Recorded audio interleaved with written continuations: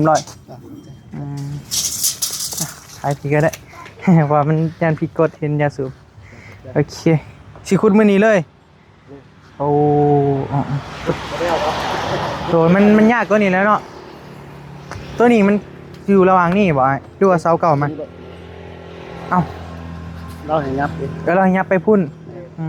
แต่ว่านี้เขาเห็ดแบบอนาเผื่อไว้ซื้อบ่เห็ดอนานะยิงแดดเหตุการณ์เบิด4 คนนี่บ่4สร้างไม่4แล้วไว้แล้วซะเนาะหลายคนเอาไปดูล่ะน้ำคิงเอาบีไปสั่งนี่มาเป็นกล่องปริศนาเป็นสิ่งที่ว่าน้องเพิ่นอยากได้พ่อพี่น้องก็เลยน้องเพิ่นจมบ่อยากได้ก็เลยอยากซื้อมาเซอร์ไพรส์เพิ่นเดี๋ยวถ้าไปเปิดนำกันว่ามันเป็นกล่องหยังเนาะจะเป็นสิ่งที่ว่าน้องอยากได้เจ้าว่ามันยังนี่ให้เจ้าเดาเฮ้ยโอ้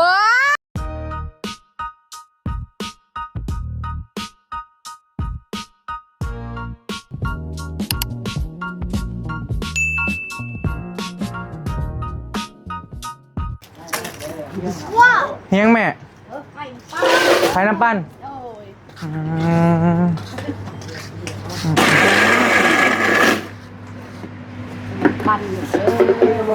กินเหล้าเปล่ากินเหล้าเลยพอเอาเลยเดี๋ยวซื้อนี่เพิ่นกินยังเพิ่นมักกินยังสปอนเซอร์ป่ะM100ป่ะ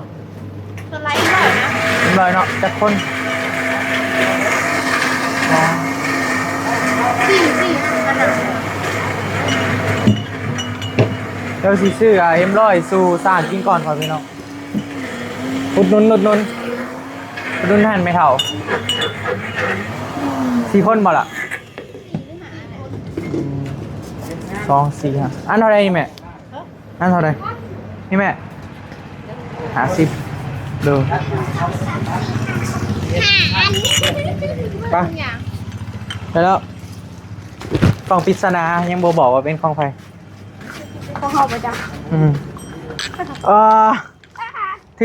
อกล่องนี้ให้เอาเฮ้ยมาดูขึ้นกำลังแขกเสาเพื่อนพี่น้องคุดมือนี้เลยไว้บายดีเด้อถ่ายครั้งนี้ก็ได้ละเรายังอันสูบยาไอ้M100ถ่ายพี่ก็ได้ ว่ามันยันผิดกฎเห็นยาสูบโอเคสิคุดมือนี้เลยโอ้ตัวมันยากกว่านี้แล้วเนาะตัวนี้มันอยู่ระหว่างนี่บ่ไอ้ดูว่าเสาเก่ามันเอ้าเราเห็นยับดิก็เรายับไปพุ่นแต่ว่านี้เขาเห็ดแบบอนาเผื่อไว้ซื้อบ่เห็ดอนานะอยู่บ้านนาธาตุเฮานี่ติกำลังสิเกียมอันนั้นกำลังสิขุดเนาะโอ้งานง่ายอีกแล้วดิเจาะนี่เนาะเอาอยู่ระหว่างนี่วะเสาแม่นอยู่ในรถโอเคเห็นกำลังสีขุดอันนั้นไปพี่น้องกำลังสีขุดใครM100ใครพ่อแม่M100โดยเอาแม่เอาใครยกพ่อแม่M100ตัดสุดท้ายกับยกพร้อมเลยกินบ่พ่อเด้อให้ผมลุงกำลังเด้อขอบใจขุดมื้อนี้เลยเห็นบ่อันนี้เราออกมาเม็ดนึงแล้ววะจะไปยับไปข้างนั้นคืออยู่ในระหว่างเสือกเพียกแล้วเนาะเห็นบ่เสือกนี้แล้วเนาะขอขึ้นหน่อยเนาะโดยแก้มเช้าได้เลยเนาะยิงแดดเหตุการณ์เบิด4 คนนี่บ่4สร้างไม่4แล้วไว้แล้วซะเนาะหลายคนเอาไปดูล่ะน้ำคิงปึ๊บโอเคตอนนี้เพิ่นกำลัง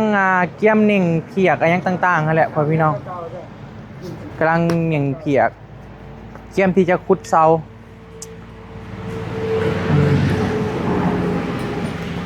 ไปแล้วเราจึงมาเบิ่งไปพอดีแนวนี้พ่อพี่น้องใส่เพิ่นอยู่ใส่ นางโบอยู่ไสอยู่ตู้บ่พอดีเอาบี้ไปสั่งนี่มาเป็นกล่องปริศนาเป็นสิ่งที่ว่าน้องเพิ่นอยากได้พ่อพี่น้องก็เลยน้องเพิ่นจมบ่อยากได้ก็เลยอยากซื้อมาเซอร์ไพรส์เพิ่นเดี๋ยวถ้าไปเปิดนำกันว่ามันเป็นกล่องหยังเนาะจะว่าเป็นสิ่งที่ว่าน้องอยากได้เจ้าว่ามันหยังนี่ให้เจ้าเดา ฮู้ ฮะบ่แม่นไหนบอกเลยบ่แม่นเกือบเจ้าว่ามันหยัง อ่าเกี่ยวกับยังใบ เกี่ยวกับอุปกรณ์การเรียน อ๋อ เจ้าว่าหยัง เอาว่าเครื่องเฮียน เครื่องเรียนบ่ ของเครื่องเฮียนของเอโว แม่นบ่ นี่ อืมก็บ่ฮู้คือกันแต่ว่าเป็นเพิ่นอยากได้เพิ่นจมบ่อยากได้โดนแล้วบ่มีเงินซื้อว่าซั่นมันก็ มีเพช ราร คามันก็500 บาทพ่อพี่น้อง500 บาท มันอยู่วันเจอเลยซื้อมาให้บ่ เปซาว1มื้อ บ่มีแต่ว่า เออ มีคนแปลเนาะ อือ กูว่าแหละวาสนาเฮาวาสนามันดี แม่นบ่ นั่นแหละ นี่เจ้าคิดว่าเป็นหยังมีหยังเอ้ยใส่เห็นหยังอะนะนอนบ่ เบิ่งโทรศัพท์เห็นโทรศัพท์อยู่กับเบิ่ง แม่นบ่อืม หายเป็นยังไงน่ะ เฮ็ดหยังนั่งเรียนอืมนั่งลมผู้บ่าวจ้ะคืออะไร พอไหมลูกเนี่ย อันสบายดีบ่ลูก โอ้ยสบายดีเด้อ อืมเป็นอะไรเฮ้ยเศร้าเลยตาผมดูตา เท่าแล้ว เศร้าแล้วเนาะ เก่าไอ้ยุงกัด อืม ยุงกัด น้ำคิงคอยพี่น้องคอยขี่รถมาเลยคอยได้เก็บกล่องอยู่กลางทาง จะเป็นของใครแต่ก็บกล้าเปิดได้เลยเจ้าสิกล้าเปิดบ่ฮะคอยบกล้ายังเป็นโทษฮะกล้าได้โมเมนต์ของเจ้าเนาะ บ่กล้า เฮ็ดเราได้แล้ววันนี้ โอ้โหแล้ว เก็บไว้ประกาศหาเจ้าของบ่หืม ก็ได้ เบิ่งละอันน่ะสต็อปแม่นี่ สต็อป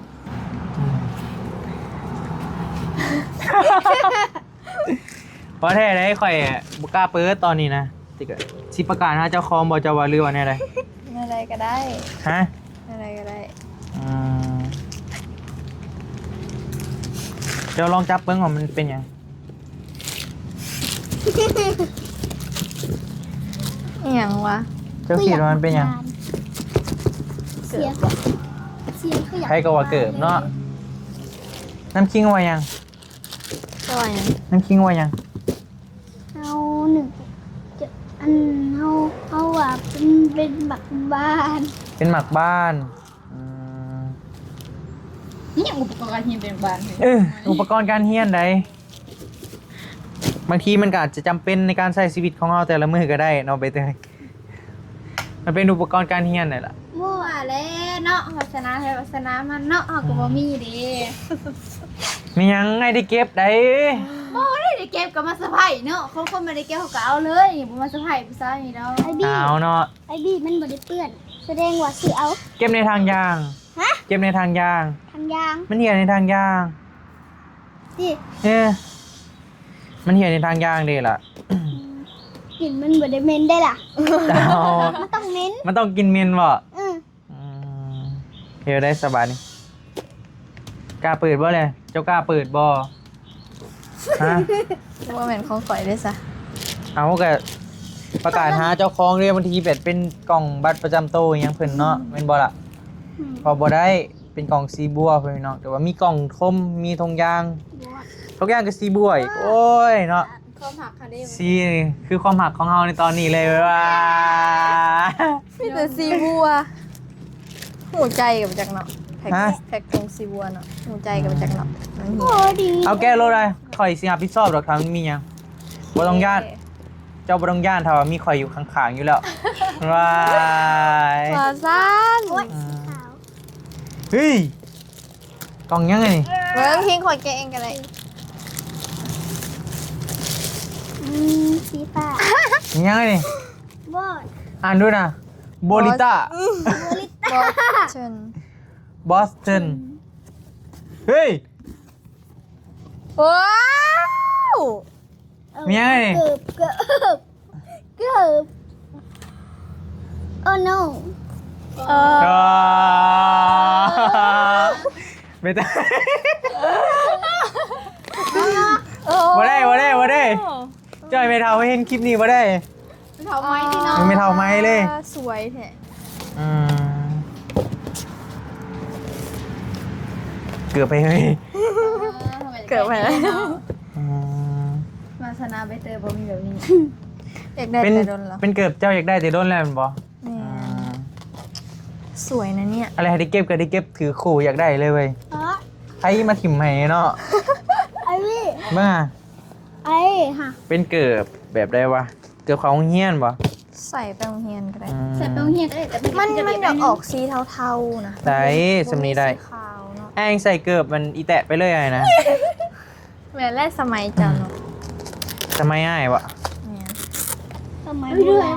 เป็นแบบเกือบเจ้าอยากได้เลยเห็นบ่อืม นี่ เจ้ากล้าเอาบ่ละบาทนี้ ฮะ โอกาสเลยเนาะยัน บ่กล้า ของเรา เอาประกาศหาแม่ประกาศหาเจ้าของ เอาแหวนมาเยื่องไปเลยสิหูว่าเจ้าของเป็นใครเอ้ย ไอ้พี่ คาดตัวนี้ลาตัดให้ในบักไม่เนี่ยมันสีลงจอยมันสีผิดกฎได้เริ่มคลิปใหม่ที่ตัวนี้เริ่มคลิปใหม่วะ บนเลย ใช้มียังไงนะ โห ใช้ อันนี้คืออะไร การ์ดคีย์การ์ด การ์ด ของแท้ไปจาก ของแท้ของปลอม สแกนได้ เมื่อฮะเจ้าหมูราคามันเท่าไหร่ โอ้ ราคามันกับประมาณเซนเซาพันกีบเอาว่าเท่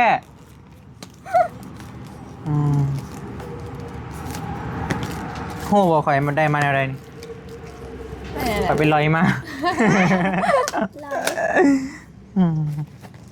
เห็นอยากได้ด้นเลยเด้ก็เลยว่าซื้อมาให้อืมอยากได้ด้นเลยแมันบ่ โดน เห็ดทุกวิธีทาง อยากได้หัวใจนางมาขอบครองว่าซัน สวยมาก แค่นะ ดมก่อน ดมเลยหอมป่ะหอมแหงป่ะ นี่บิดก็ได้ มันหอมตะกล่อง เพราะแทนเป็นย่างบิดได้ป่ะ yes sir ใช่มึงดูเป็นอะไรวะ เอ้าเต็มเต็มเต็มเต็ม ทิ้งไง มันขากเว้ย เอาใส่อันนี้ไว้ มันบิดได้เลยป่ะนี่เอารถเหยียบได้ป่ะมันก็คุ้มราคาอยู่เนาะว่าแท้เลยเนื้อมันดีนะแต่ว่าเขามีโปรตะกี้มันก็ประมาณ1,700,000 1,800,000นี่แหละตะกี้ เห็น ต ว่า อนนี้เขาลุด120,000 อ๋อก็อยากได้ได้เนาะ โซนี้มันมีโปรอยากได้กันนะ โอ๊ยอย่าเลย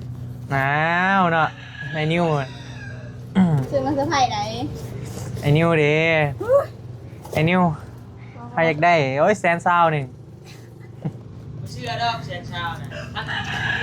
พันลิตร120,000 ทำบ่ฮอดเด้ พันเอ็ด ทำบ่ฮอดเด้ เด้นี่ พันเอ็ด ขี้การ์ดได้ 120,000ซื้อให้น้องเน่น้องก็อยากได้เขาโรงเฮียนเด้ เงินมันหมื่นไปยืมเนี่ย ขายรถเพื่อนออกได้บ่ ขายรถเพื่อนน้องเลยบ่ขายรถอีหมอมมา ไปซื้อเลย ขายอีหมอมเลยบ่นี่ ยอ บ่ให้น้องซะเสียสละบ่แท้ไปต้นหมู่ค่อย เพราะเติงขันสิขายรถเนาะ เกิน บ่แท้เลย เด็ดแค่นี้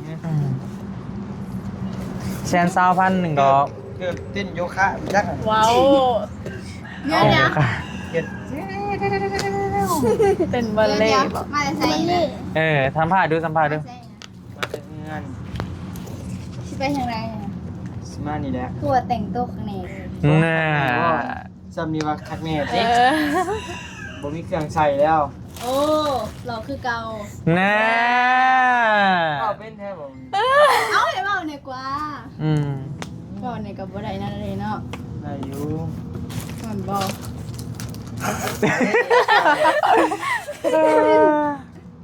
ราคาเป็นเด้อ โอ้ย ปลา2,000เอ็ดพี่น้องเอ้ย เอาเงินไปซ้ายซื้อในตลาดนี่แสนเศร้า เอาซื้อตลาดคือมีแนวพักจ้ะ เพราะมันติดมา มันติดมา มันติดมาอืม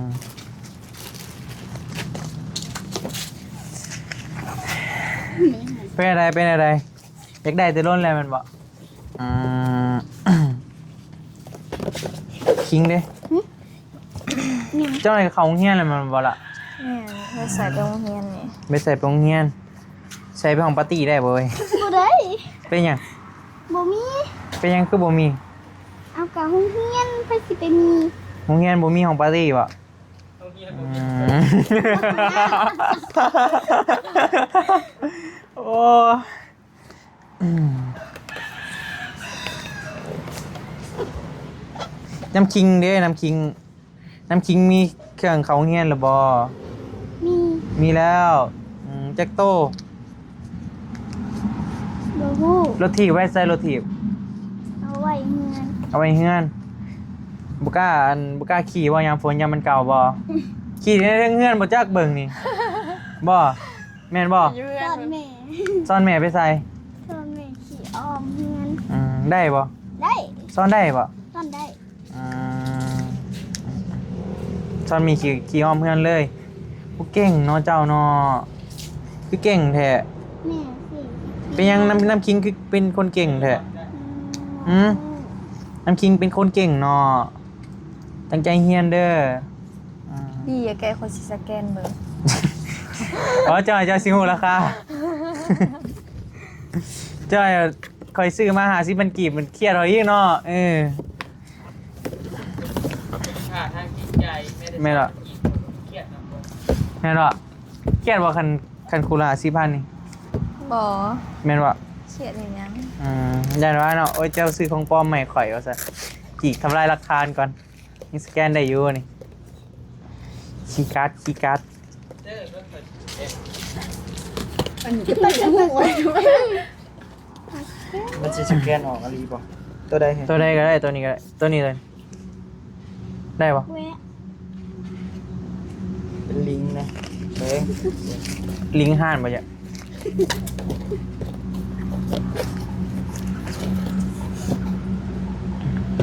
ปลา10,000เอ็ดบาท 10,000 เอส โอ้โหโอ้ยแล้ว แสนซาว120,000 บาทแสนซาวโอ้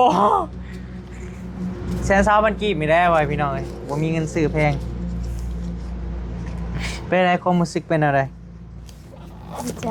ดีใจน้ำคิงอีกได้บ่มักบ่น้ำมักบ่ไปนี่กะน้ำคิงมักใส่เกือบไปเลย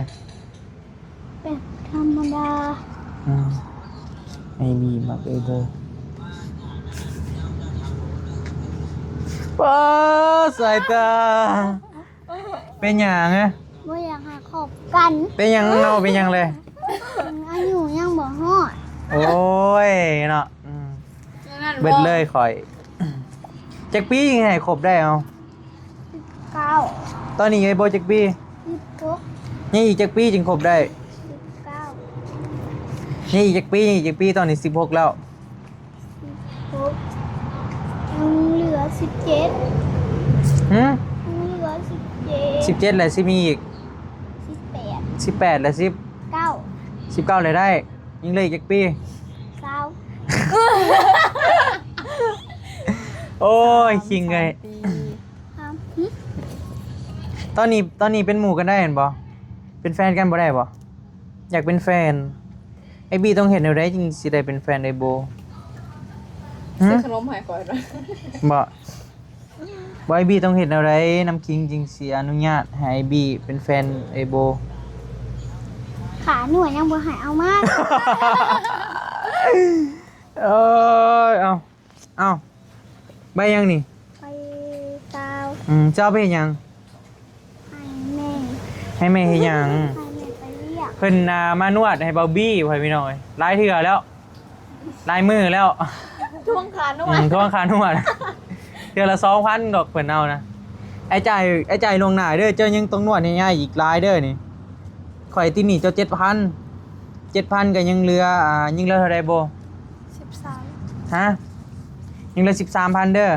13,000 เจ้านวดให้ข่อยได้จักเทื่อ บ่ฮู้ ฮะ ยังบ่ฮู้ อ้าวเจ้าเอาเงินข่อยไปเจ้าเป็นหนี้ข่อยได้บัดนี้โอเคบ่เจ้าเอาเงินข่อยไปก่อนเลยเด้ น้ำคิงพ่อพี่น้องเอ้ยกะน้องเพิ่นกะเฮียนของใดแล้วก็ ปหนึ่ง ปหนึ่งเป็นเด็กน้อยที่ว่าเว้าจ้าสลาดลายได้น้ำคิงฮู้ความสลาดเว้ามปหนึ่งเว้าได้สำนี้ก็โอ้สุดแหละพ่อพี่น้องบ่ได้ไปเก็บเล็บเศษดูบ่ดนแล้วบ่ได้ไปหรือว่าทาวันอาทิตย์จึงไป ยังบ่ฮู้กับมี แม่พาไปเลยไปเห็นบ่เป็นยังเจ้าคืออยากไปเก็บน้ำแม่ ย่านมีมือ ยันไม่เมื่อยแคมเจ้าไปเลยแม่บ่เมื่อยบ่คอยว่าแม่ยังสิเมื่อยกว่า แม่นบ่เพื่อเราสิเอาเจ้าอีกได้ยันเจ้าเป็นแดดดิยันเจ้าตากแดดตากลมอีกกันนะเป็นยังคือบ่ถ่ายอยู่เฮือนอยากไปน้ำแม่แพงหลายบ่ ยังหลาย แพงหลายเพลงกูพ่อ เพลงกูโบโอ้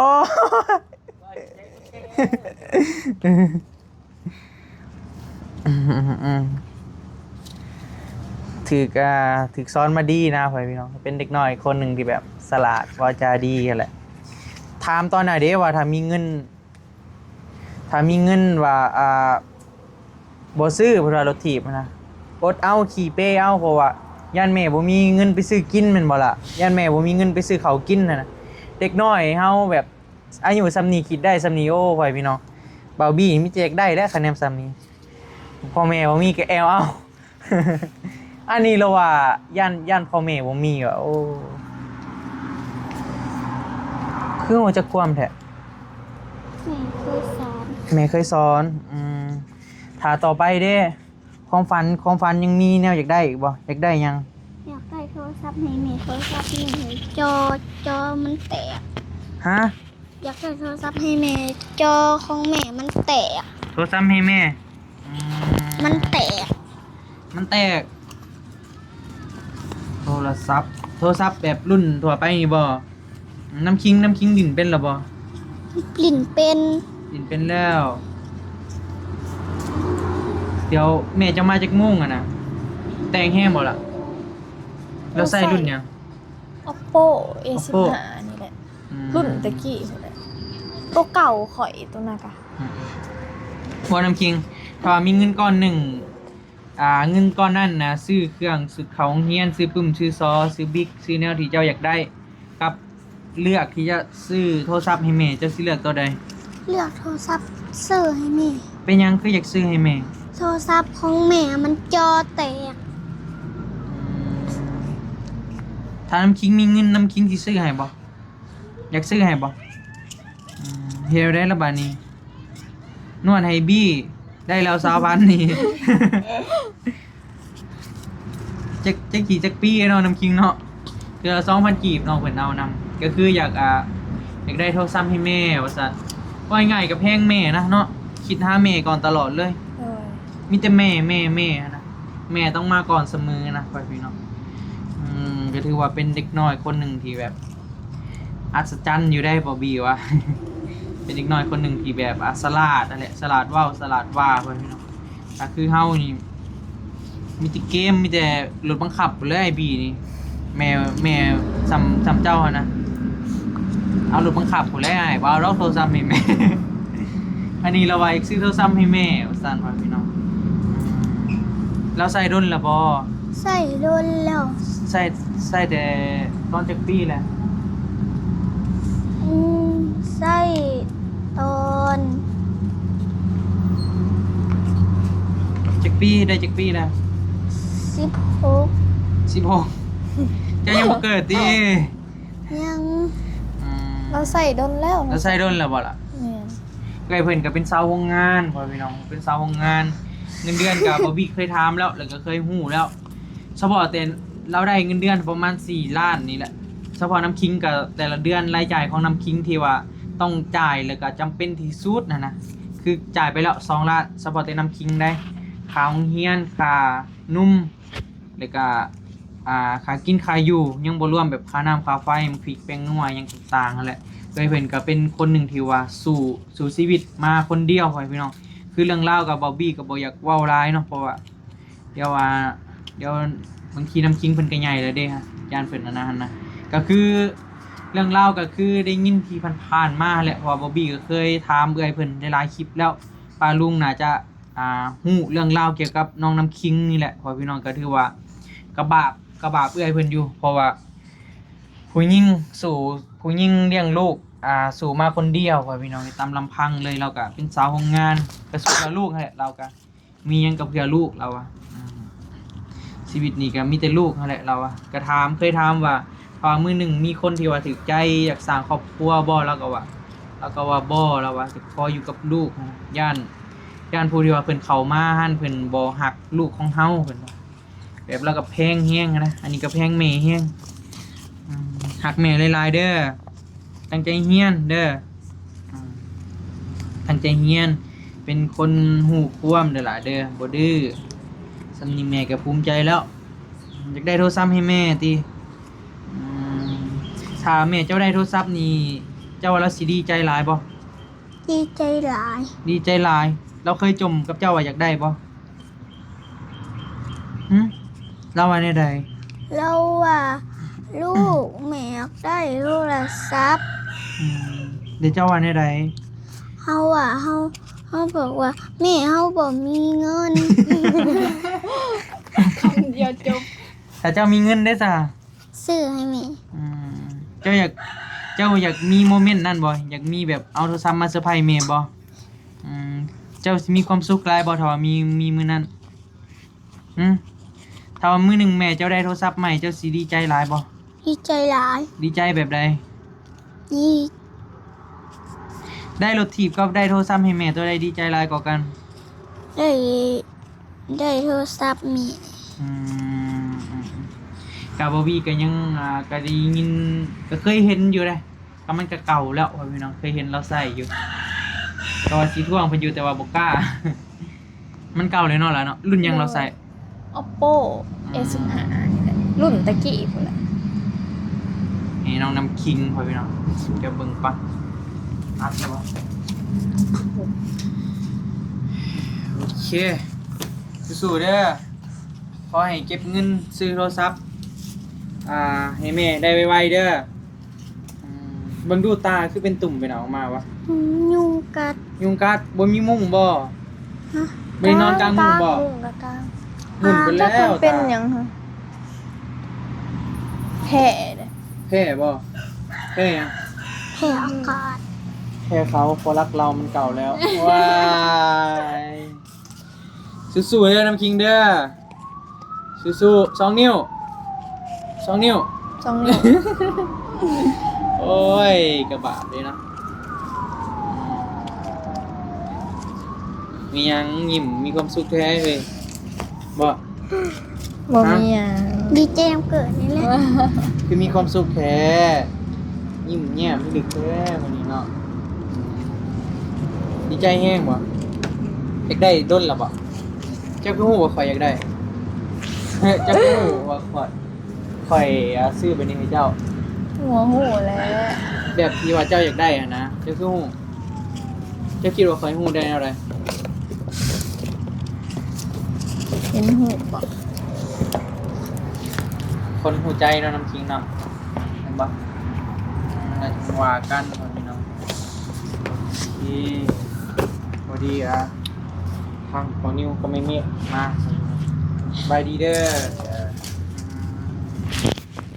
คักลีเนาะรถหมูคุยเนาะอ๋อ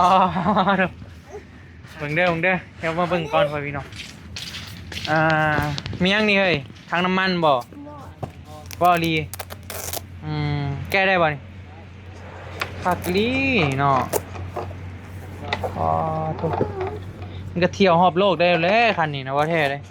รอบประเทศนะว่าง่ายเอานี่ข้ามประเทศได้ข้ามไปไทยไปยังก็ได้สบายวันนั้นซื้อครบเด้ แล้วถึง ว่าง่ายก็เป็นรถอันนั้นเลยแหละ อยากกิน อย่าเห็ดบ่เห็ด รถอันนั้น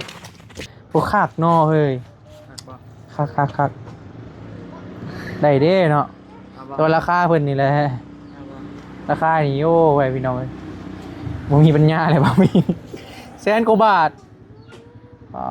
โธ่ ดาวเอาเดี๋ยวใจ บุกะดาวบ่เท่บุกะ เป็นหยังวิทย์กับรวย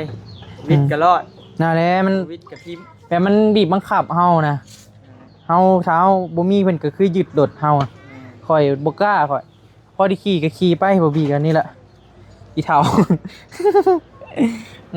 มาออกแล้วข่อยเดี๋ยวเวลาสิไปใส่ใหม่แพงบ่ตานี่ เนี่ยไปไป งามไปเฮ็ดสติกเกอร์อันเป็นรูปเจ้ามาก็ได้แบบมาติดใส่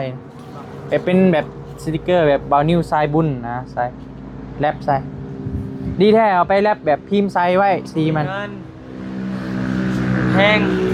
พิมพ์ใส่เท่าไหร่พิมพ์ใส่ โอ้อยู่เวียงแลบรถนี่เบิดเป็นหมื่นอย่างเงี้ย อันนี้เท่าไหร่คันรถใหญ่เด้ซะ โอ้รถใหญ่ยังบ่ว่า2-3หมื่นบ่อยู่ โอ้ รถจักรนี่สิยากกว่ารถใหญ่มันเหลี่ยมหลาย มันเหลี่ยมลายเนาะ แต่ก็งามได้เพิ่นเฮ็ดเลยงามโอเค ใส่กันหอย แต่งเองเลยบ่เฮ้ย แม่นเฮ็ดเองเว้ย จะสมมุติรถข่อยซื้อมาใส่เนาะทางน้ำมันแพงบ่ สิใส่ทั้งน้ำมันในนี้ อืม ใส่เนี่ย เอามันเท่เด้ แพงบ่แหละ บ่นะก็ซื้อมือสองเขาหาแสน พอซื้อเลยมันเป็นประกับเนาะคักโอเคแต่จริงว่ากันพ่อพี่น้องไปซะนะเดี๋ยวสำหรับคลิปนี้ลำลาเลยเด้อพ่อพี่น้องเด้อเดี๋ยวพบพอกันที่คลิปใหม่สบายดีเด้อบ๊ายบาย